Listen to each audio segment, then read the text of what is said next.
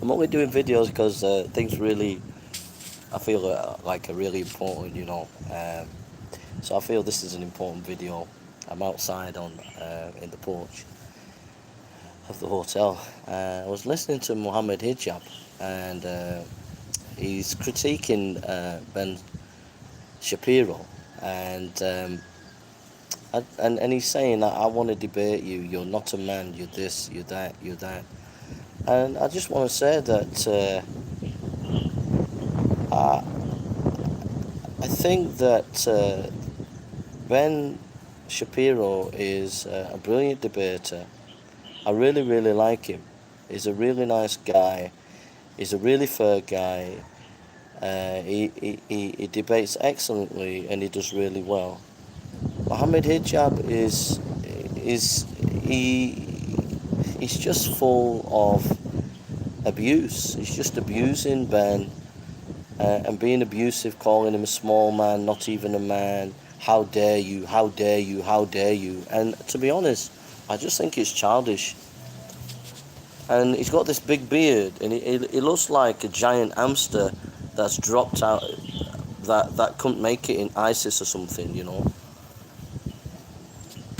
It's like them hamsters that have big faces. Like hairs on the face. He's got like this massive beard sticking out here. It looks like an Al Qaeda dropout. You know what I mean? But you're childish, mate. You are so childish. It's unbelievable, Mohammed Hijab. You are childish, and you're a bully, mate. You are first class bully. The language that you use, you're a bully. Let's just, for argument's sake, that you're right about what you're saying. There's ways and means of going about it. Do you know what I mean? There's ways and means of going about it, mate. But you're just a big bully. You're just bullying people. And also, a lot of it is histrionic dramatics, It's histrionics. You're just looking for attention the way, some of what you were saying, how dare you, how dare you, how dare you. You're just trying to get in on the American Islamic apologetic scene in America. There was not a lot of genuineness coming from your voice. It was just vitriol, abuse towards Ben, trying to get his attention, trying to get the attention of the American people. And it was just childish. But not only childish, abusive, mate. You're a very abusive person. You abused people when it came to the issue of the Quran, and we all found out, we already knew, I'd been plugging it for years and others have been plugging it, but we already knew that there was holes in the narrative of the Quran, that the Quran had changed over time. We already knew that, but when Islamic scholars started to actually be honest about it, you went into overdrive and you were abusive. You were abusing your people. I listened to a lecture that you did. It was one of the most disgusting lectures I've ever heard, where you're basically threatening your people when you're lecturing on the preservation of the Quran. You were basically threatening them that if you don't agree with this, watch out for me because I'm a big bully. Basically, that's what you were doing, mate. You're just a bully, and it's sad because I really thought years ago that you were this nice person, but the more as time goes on, I'm seeing there is a deep dark ugliness about you, and it's coming out more and more as the years go by, and it's sad to see, mate. So all these nice, clever, nuanced intellectual debates that you've had, I think has been wasted because you've moved into a very bullying, very bullying mentality. And the one thing about you is you express violence, but in a way that is not coaxed in violent words. So you let your supporters know that this person, it's okay to go after this person, but you don't say be violent to this person. You don't say attack this person, but what you do is you let it know to people, to your followers, that this person is game. Police can't get you for that. They can't get you for that because you've not said go and beat the guy up, but you've let it know. You've let it known to your people that this guy is a target, and you've done that with the guy in Birmingham. What happened there? You were responsible for that. You let it known to your supporters and to your people that this guy was fair game. And now you coast it in language that the police can't get you, the courts can't get you, but everybody knows on your side what you were hinting at. And it's the same with Ben Shapiro. You're not treating him with any respect. You're not treating him with any honesty. No, you are basically you're a bully, bro. It's as simple as that. And I think Ben Shapiro is way more of a man than you are. You are not a man. You're a bully. And that's all that your kind know what to do, mate. If you really cared about the people of Hamas, that really cared about the people of Palestine and their persecution, if you really cared about that, and it was really on your mind, you'd really want to speak to Ben and have an open-hearted discussion with him so the truth would come out.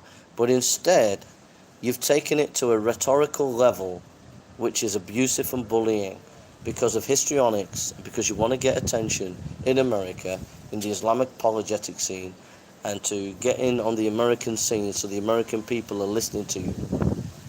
And that is what where you're about. Now, all the legalities of Israel, I mean, the history of Israel is a long history, you know. And when you say the UN, the law of the UN, well, I mean, UN now is taken over by China. So a lot of credibility in UN has gone. WHO, for example, the way they conducted the COVID-19, a lot of the credibility of the UN has gone. You know, it's very much influenced by communism. So if you don't believe me, look at Africa. I'm in Africa. See how many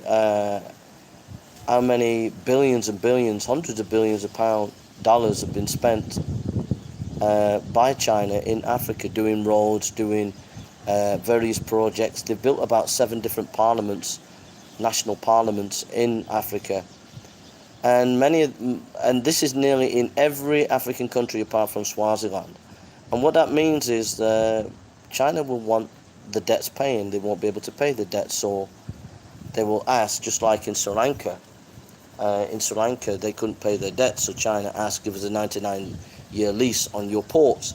So that's what's going to happen in Africa. They're going to say, we want a lease first military bases in your nations. So the point what I'm trying to get is you're banging on about the UN and the legalities of the UN concerning Israel and Palestine and all the rest of it. But the fact of the matter is the UN has got a big credibility issue. It's very communistic these days. So all I'm saying is that you're not a credible debater, you're not a credible person to debate with. Your language is inciting. Behind the scenes, you're involved in encouraging violence because your people know the subliminal messages that you're given, and that's happened. That has broke out into violence in Birmingham to an individual. So you give subliminal messages to your people, and you support Hamas, which is a terrorist organization. And your language about Israel as well is basically Nazi. You're a Nazi file because Hamas want to destroy and obliterate Israel totally. And it seems to be the language that you're using is the same.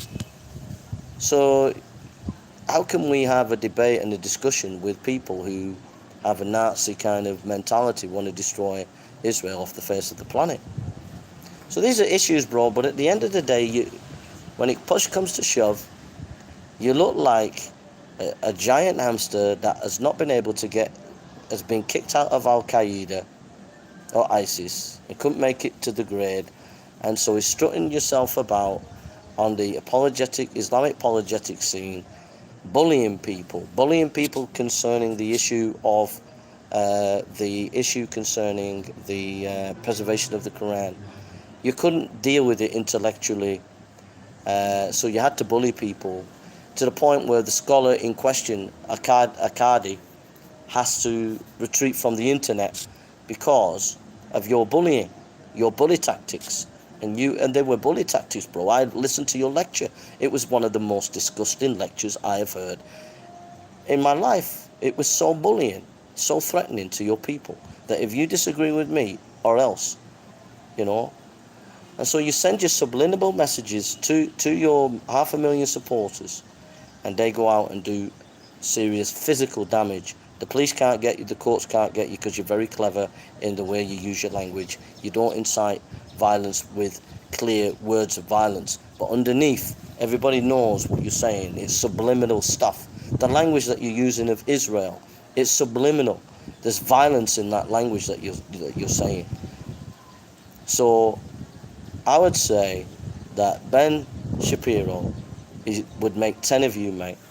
I would sit with him and have a coffee and have a discussion with him. And I respect him highly. I don't respect you because you're a bully.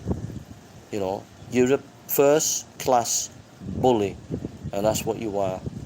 All right? And you need to take responsibility for that, mate. You might be famous, you might get more clicks and all the rest of it.